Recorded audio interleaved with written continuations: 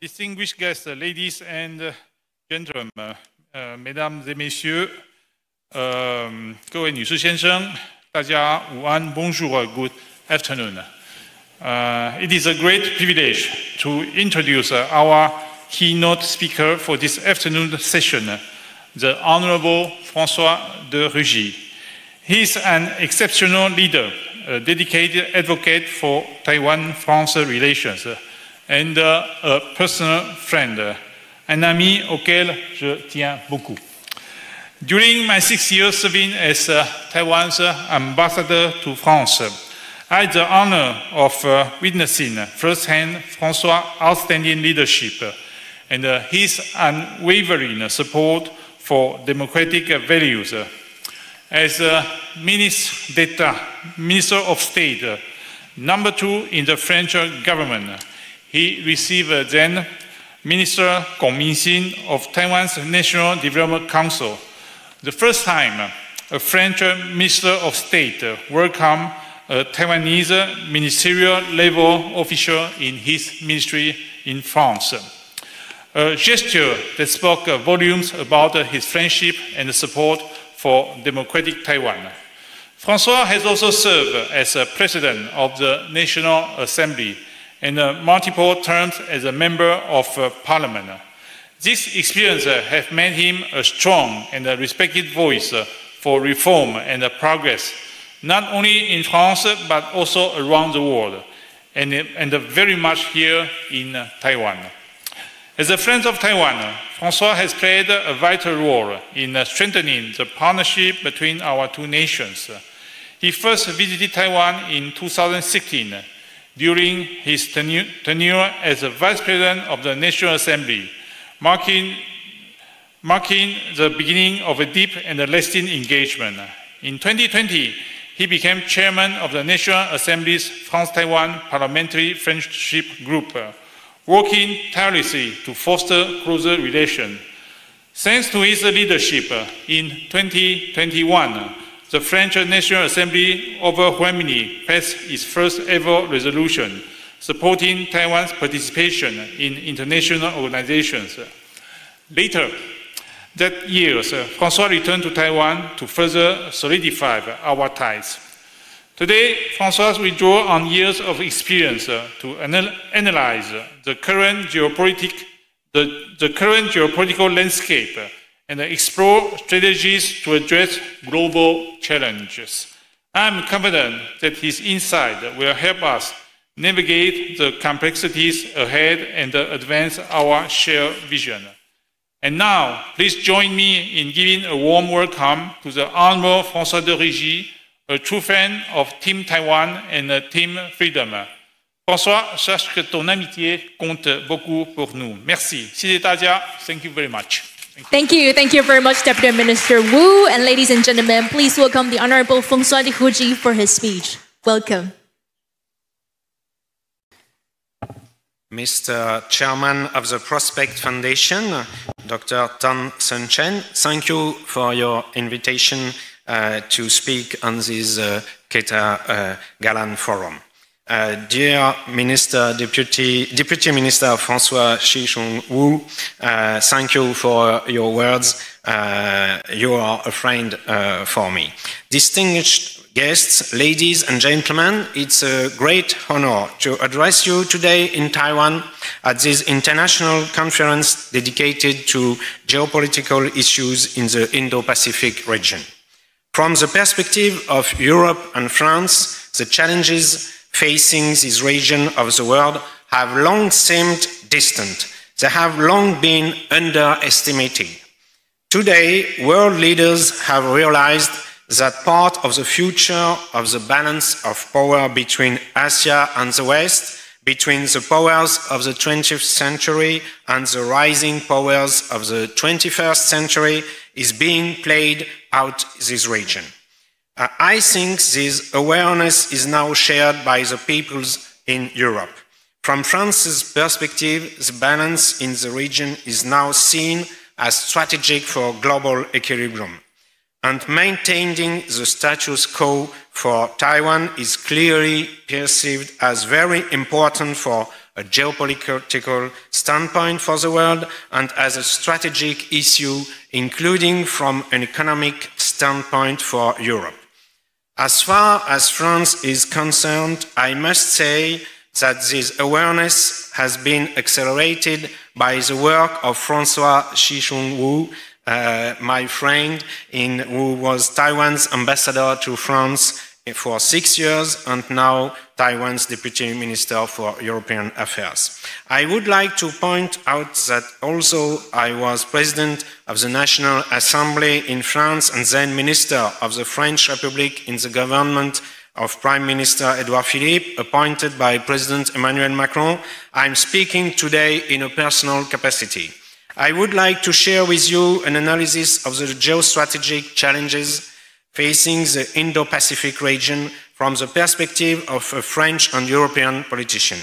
In Europe, after the Second World War, we defended the free world alongside the United States of America against the Soviet Union and the countries of the communist bloc. Since the collapse of the Soviet Union in the early 90s, it seems that the free world had won. It was thought that liberal democracy would triumph everywhere, aided by growth created by the development of the market economy and global free trade. In addition to the collapse of the communist bloc, apartheid was ended in South Africa. Even the Israelis and Palestinians signed a peace agreement in Oslo in 1993. Some in Europe believed that the development of capitalism in China would gradually bring about change in the communist political regime. It was a period of hope in Europe, hope of peace, democracy and liberty. However, the brutal crushing of student protests in Tiananmen Square in 1989 served as a warning about the nature of the regime that had no intention of allowing any political democratization. More broadly, since the early of the 2000s, new threats to world peace as well as to freedom and democracy have emerged. These threats had never been greater than they are today. While we are no longer in the 80s, when US President Ronald Reagan spoke of a battle between the axis of good and the axis of evil, we must nevertheless ask ourselves, should we not support each other? We democratic countries that are equally committed to political and economic freedoms. Opposing democracies today is an axis of powers that want to resist the spread of individual freedom and democracy and do not hesitate to use force not only against their own people but also against their neighbors. This is a hard lesson to be learned from Russia's military aggression against Ukraine in 2022. Ukraine has shown that it's possible to resist with international support, still insufficient today. But Russia is also demonstrating that it can wage a long war even with heavy economic and political sanctions. Russia can sustain this war because it has powerful allies such as China. The Ministry of Foreign Affairs of the People's Republic of China recently issued a statement in which it affirmed for the first time that for China, Russia cannot lose the war in Ukraine. This is the first time there has been such a clear statement of an axis between China and Russia, including on the issue of the war in Ukraine. Russia and China may share a worldview based on imperialistic logic that seeks to rebuild itself by force, ignoring universal human rights values and international law. For these states, relations between states are based solely on power relations, and certain neighboring states are vassalized or made dependent. These states do not hesitate to use techniques of interference or destabilization in democracies, particularly through social media. This is regularly the case in France, on the part of Russia, including in election campaigns. This is also being carried out on a large scale in Africa, in countries that had security agreements with France. These agreements have often been broken and replaced by agreements with Russia. China is also exerting strong pressure or financing movements aimed at weakening France in New Caledonia, for example. Beyond its axis with China, Russia can also rely on the support of Iran and North Korea. The BRICS countries have not broken off political and economic relations either.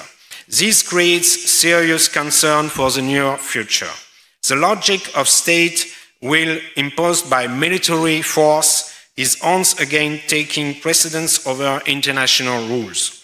More open conflicts are resuming between Israel and Palestine since the Hamas attack on October the 7th, 2023, between India and Pakistan recently, between Thailand and Cambodia just a few days ago. Added to this threat from non-democratic powers is the threat of radical political Islam, which has been developing for more than 30 years. From Afghanistan to West Africa, a political vision of fundamentalist Islam is developing and gaining power. Many countries have been weakened or destabilized. Regional powers such as Turkey have grown stronger. Iran has been weakened by Israeli and US bombing a few weeks ago, but the Islamic Republic of Iran is not completely isolated and has many resources and alliances, notably with Russia. Radical political Islam has supporters in many European countries that were hit hard by the attacks 10 years ago.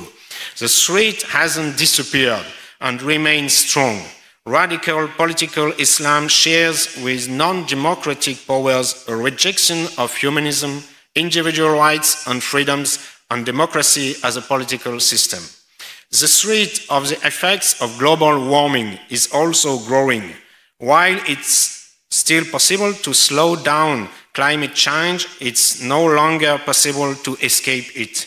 This may destabilize some countries more than others due to the effects on agricultural production or certain form of housing.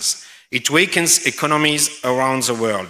It's fueling tensions over mineral resources such as rare earth metals or uranium. Finally, threats to progress in free trade have become more apparent since the election of Donald Trump as President of the United States of America. By refusing to reciprocate trade and subsidizing its industry to dominate certain markets, China had already contributed to the imbalance in global trade.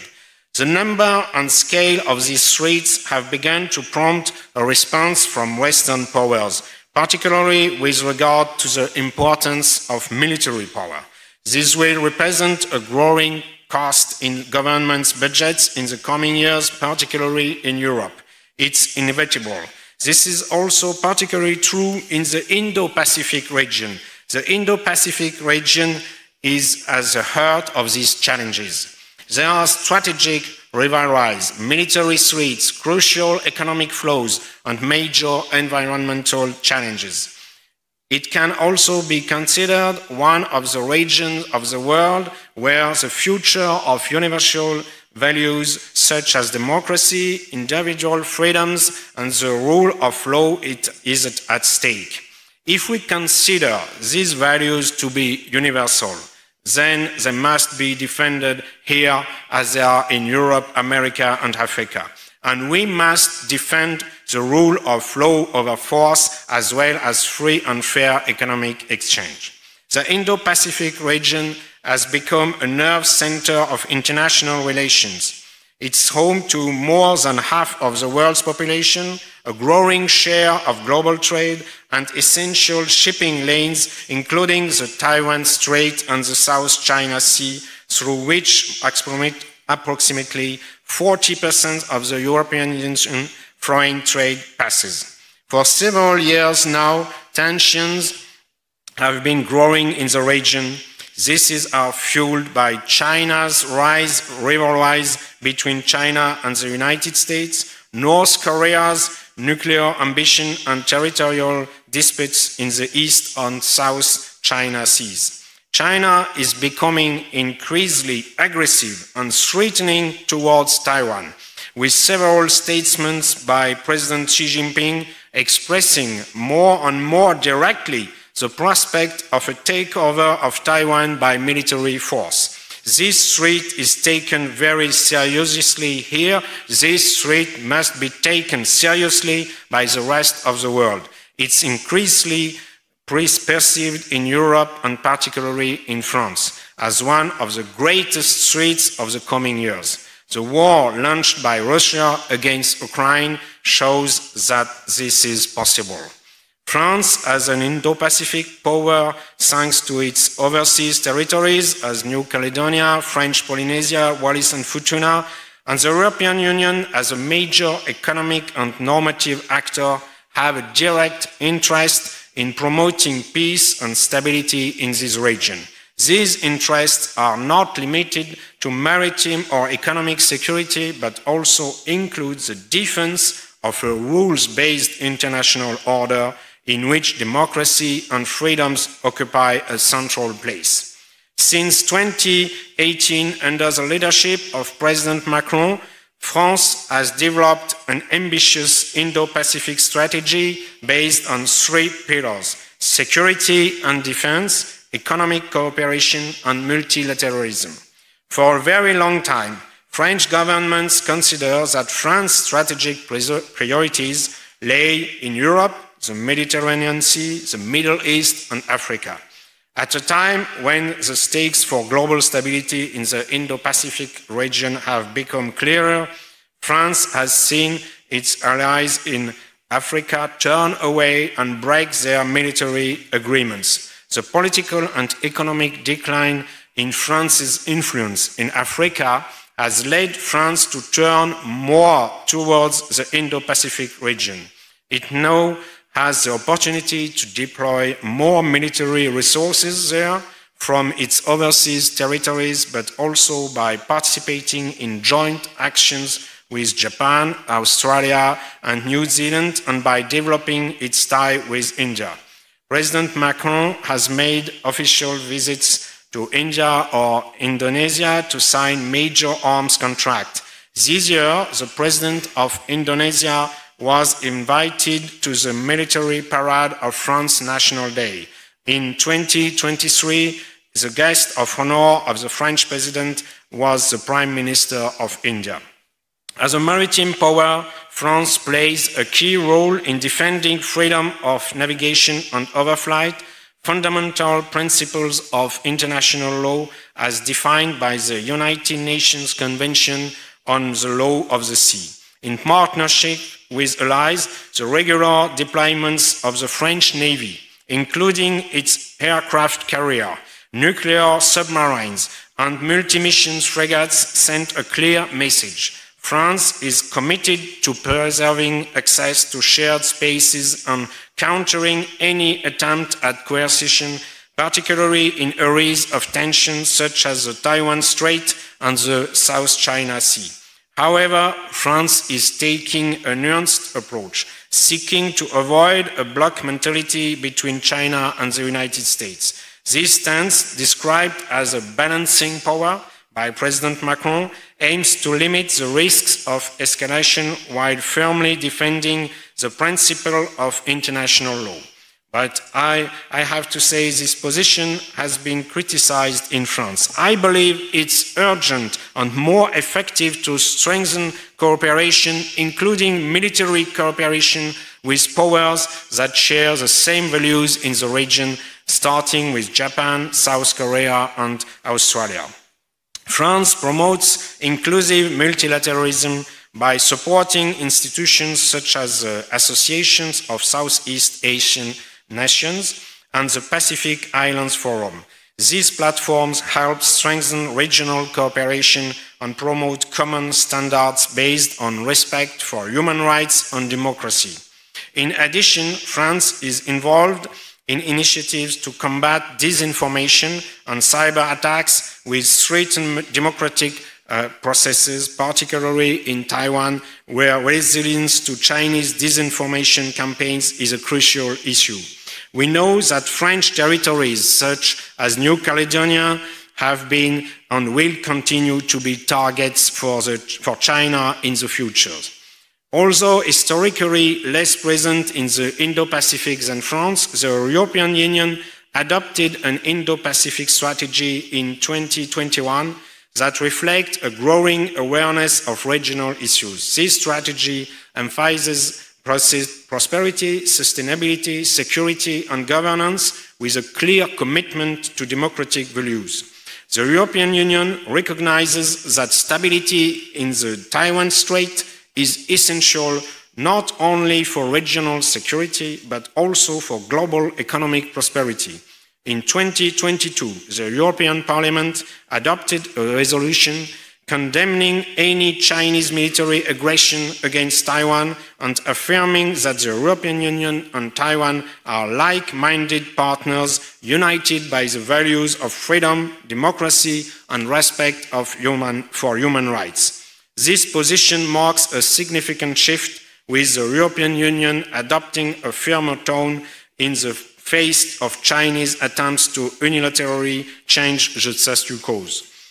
However, the European Union remains cautious, avoiding directly provoking China, with which it maintains crucial economic relations. This caution reflects differences between member states, with some favoring a more conciliatory approach toward Beijing, while others, such as the Baltic states and the Czech Republic, have taken a firmer stance in support of Taiwan. Many European Union member states, including France, often fear the economic retaliation that China could take.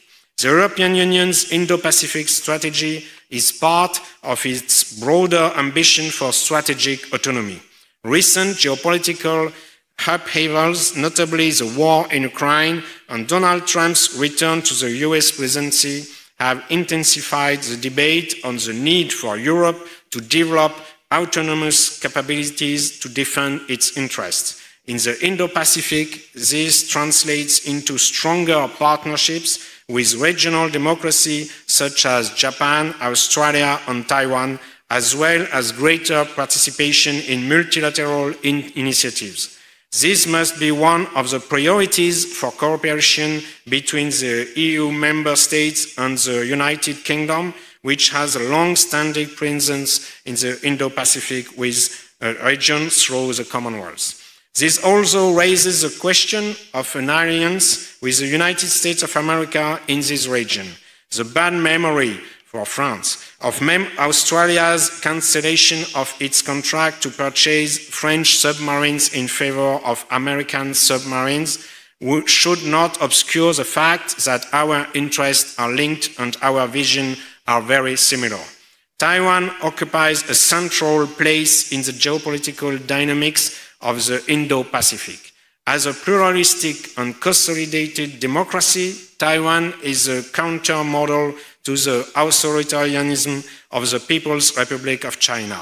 With an increasingly assertive national identity, 60% of Taiwanese consider themselves exclusively Taiwanese, according to a 2019 poll, and widespread rejection of the one country, two system model proposed by Beijing, Taiwan embodies the values of freedom and popular sovereignty. Taiwan is also a major economic and technological player, thanks in particular to its leaderships in the production of semiconductors, which are essential for the global economy.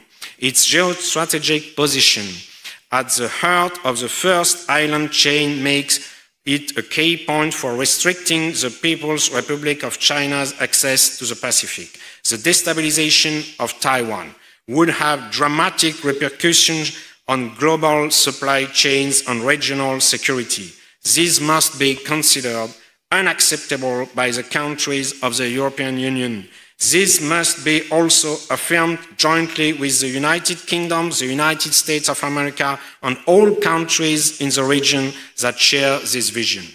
The People's Republic of China is stepping up its pressure on Taiwan through military means such as regular overflights of its airspace and invasion exercises, and through economic means such as trade and political restriction, seeking to maintain diplomatic isolation and deter any state from establishing political ties with Taiwan. Even in France, when we speak out on Taiwan or participate in high-level political meetings, such as during the visit to France of former President Tsai, or for participation in this conference today, we are pressured by Chinese authorities not to participate. The French Ministry of Foreign Affairs also comes under pressure every time a Taiwanese government official visits France. This pressure and these threats from China pose a major risk to peace and stability in the Taiwan Strait, a crucial passageway for global trade. France and the European Union, aware of these risks, call for constructive dialogue on the preservation of the status quo while supporting Taiwan's right to participate in multilateral forums. I myself had a resolution to its effect adopted by the French Parliament at the end of 2021. Defending democracy and freedoms in the Indo-Pacific is not only a moral imperative, but also a prerequisite for regional stability. Democracies such as Taiwan, Japan, Australia are natural partners for France and the European Union, sharing a common vision of rules-based international order. The question of greater cooperation between France and Taiwan on military equipment arises from the need to help Taiwan deter China from attacking it, or in the event of an attack to help it defend itself. France and the European Union must intensify their partnerships with Indo-Pacific democracies by supporting initiatives such as Taiwan's new southbound policy, which has doubled trade with Southeast Asian countries between 2016 and 2022. These partnerships must include cultural, educational, and technological exchanges in order to strengthen ties between civil societies and promote democratic values. I strongly believe in the importance of strengthening economic ties between Taiwan and France, and more broadly, the European Union. We must develop trade between our two regions, but also Taiwanese investment in Europe and European investment in Taiwan. This is what creates concrete solidarity when threats are more pressing. The fight against climate change and the best ways to adapt to it are also a race for further cooperation. Even though our energy systems are different, we can work together to develop competitive technologies for decarbonization. France, United Kingdom, United States, Japan, South Korea are among the world's leading countries in nuclear technology for electricity generation. There will be new technological developments in the nuclear technology to meet more diverse energy needs in order to avoid the use of coal in the future. We also have a shared duty and interest in not allowing China to dominate the global market for renewable energies, particularly solar panel and electric car batteries.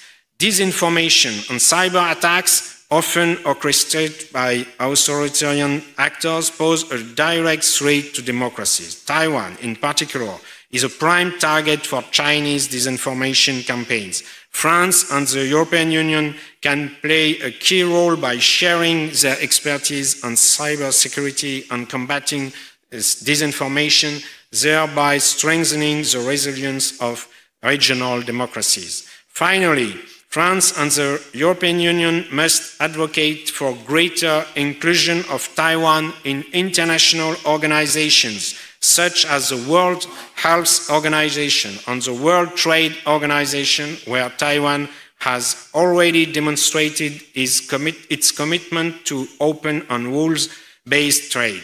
Such inclusion would strengthen Taiwan's legitimacy on the international stage and contribute to regional stability. Ladies and gentlemen, the Indo-Pacific region faces significant and unprecedented security challenges. In the face of geopolitical rivalries, environmental challenges and threats to democracy, France and the European Union must play their role in defending the free world. By promoting a multidimensional approach that combines security, economic cooperation, and multilateralism, we can contribute to peace and stability while defending the universal values of democracy and freedom.